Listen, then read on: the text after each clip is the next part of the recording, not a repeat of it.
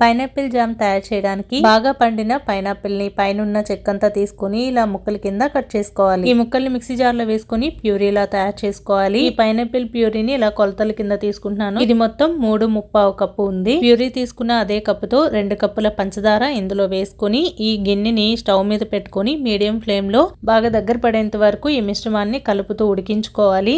కొంచెం ఉడికిన తర్వాత మూత పెట్టుకోవాలి, లేదంటే కిందకంతా పడిపోతూ ఉంటుంది. ఉడికేటప్పుడు నీళ్ళంతా ఇంకిపోయి కొంచెం దగ్గర పడిన తర్వాత లో ఫ్లేమ్ లో పెట్టుకొని దీన్ని మరింత దగ్గర పడనివ్వాలి. ఇంతసేపు ఉడికిన తర్వాత ఇందులో పైనాపిల్ ఫ్లేవర్ అనేది తగ్గిపోతుంది. దానికని మనం కొంచెం ఫ్లేవర్ ని ఇంక్రీజ్ చేయడానికి పైనాపిల్ ఎసెన్స్ ని 1/2 టీ స్పూన్ వేస్తున్నాను. ఇలా ఎసెన్స్ వేసిన తర్వాత మరో 2 నిమిషాలు ఉడకనిచ్చి స్టవ్ ఆఫ్ చేసి పూర్తిగా చల్లారనివ్వాలి. చల్లారిన ఈ జామ్ ని మంచిగా శుభ్రం చేసుకున్న గ్లాస్ జార్ లో వేసుకుని మూత పెట్టి ఫ్రిడ్జ్ లో పెట్టుకుంటే 6 నెలలు, బయటైతే 1 నెల పాటు నిల్వ ఉంటుంది. ఎలాంటి ప్రిజర్వేటివ్స్ లేకుండా జామ్ తయారు చేసుకోవచ్చు.